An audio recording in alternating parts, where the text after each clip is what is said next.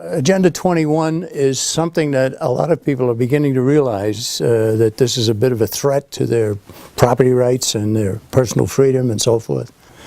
Now, I know its genesis came out of Rio, came out of the Rio de Janeiro conference in 1992. Maybe you could tell us a little bit about that. Yeah, there were several documents that came out of the Earth Summit in 1992.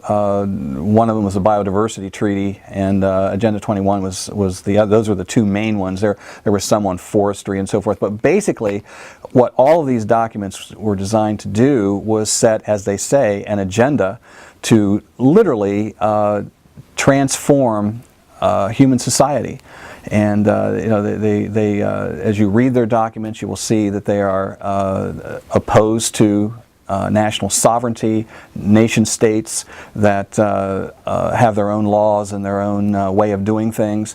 They are opposed to free enterprise and you know, private corporations, private companies doing things. All of these programs that are put together through Agenda 21 are the exact opposite of what we set up for the United States and what the world has been over all these years, to where they're literally moving towards, of course, UN global governance. And the UN, you know, of course, looks at the world as its global commons, and that it should have jurisdiction over everything: the air, the water, the earth, and even space, that they believe is theirs for jurisdiction. And if you look at Agenda 21 and what it eventually leads to, it is exactly that. You know, Jack, we hear all the time from our critics that, well, the United Nations isn't, there are no blue-helmeted soldiers at City Hall, and it doesn't have any enforcement capability, so this is all voluntary and it's not something that we need to worry about. But the truth of the matter is, the Stormtroopers for this are those NGOs. They helped write this agenda in the first place. And then they get these world leaders. There were 172 in Rio, including George H.W. Bush, who signed the document. And what are they doing when they sign the document? They're saying, okay, we agree to this.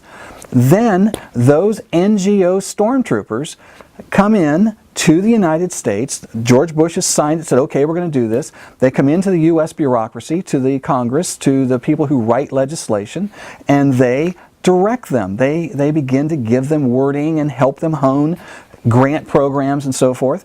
And then once they've got that established, they move into the state legislatures. The same NGO groups who helped write it at the international level, helped write it at the federal level, now in the state level. Even at the local level now, you get down to county government, city government, towns, and so forth. These people who accept this grant money, they don't know that it has as its goal implementation of an overall United Nations program. Yeah, and this is why you get... So it's all secretive. Sure, it's why your local elected officials will say, what? What's Agenda 21? We're not putting a United Nations program in our community. Well, we're just trying to revitalize downtown. Well, that's the key here. Yeah. The key is that the people who accept the money don't realize what they're accepting. Exactly. Yeah. I think it has to be said that Agenda 21 is about one thing, other than global governance. It is about redistribution of the wealth. And every policy out of it is leading towards that.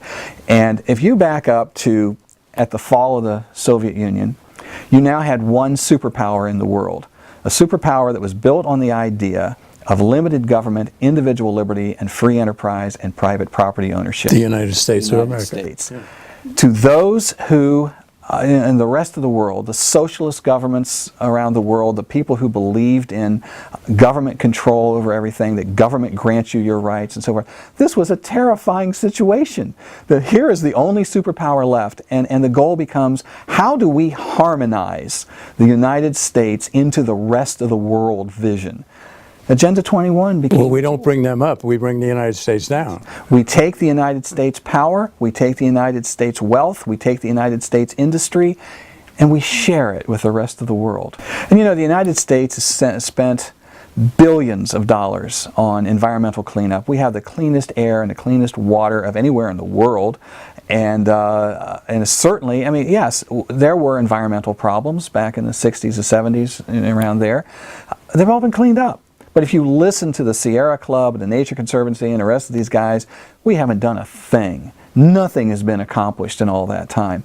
It's because it wasn't about environmental cleanup. It wasn't about protecting. If all of their predictions were so, there'd be all kinds of people dying, wouldn't there, because of these problems? And, Sure. And it isn't happening. Now, there's an organization that is helping to promote this called ICLEI. And I'm sure you know a lot about that. So why don't you... It's the International Council for Local Environmental Initiatives, ICLEI, ICLEI, we pronounce it. And they helped write Agenda 21 in 1992. They were one of the NGO groups that were instrumental in putting it together. Once it was introduced to the world, and these 172 leaders, world leaders signed it, they made their mission to go into communities all over the world to work directly with the local governments to implement Agenda 21. And so ICLEI is in over 600 American cities now, about 1,200 cities worldwide, but 600 American cities. Their goal was by 2015 to be in 1,000 American cities.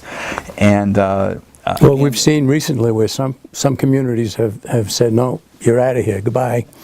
Others have said, no, we know what you want to do, we don't want it in our community, take off, get out of here. So the word's getting out.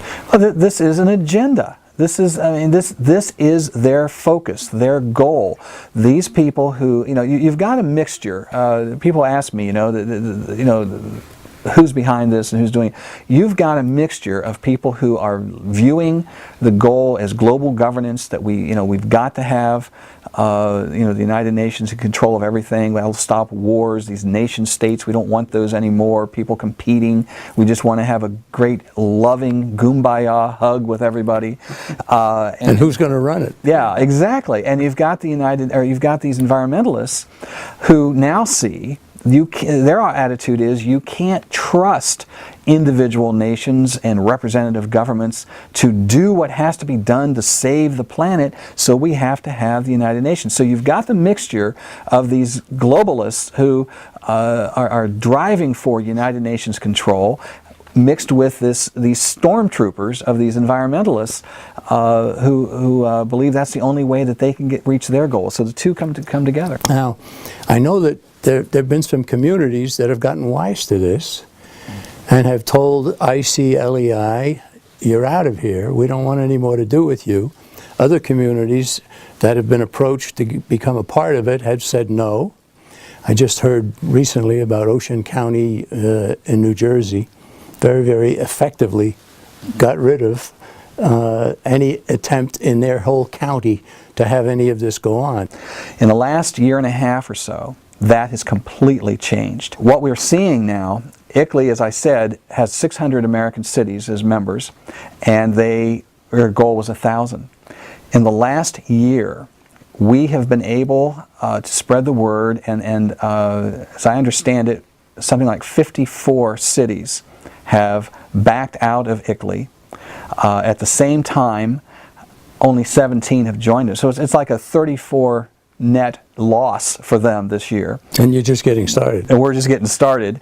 And what's amazing, in the beginning, grudgingly, we would hear county commissioners say, well, we'll end the, they had protests in their chambers, and they had to deal with this. People were standing up saying, get out of ICLEI.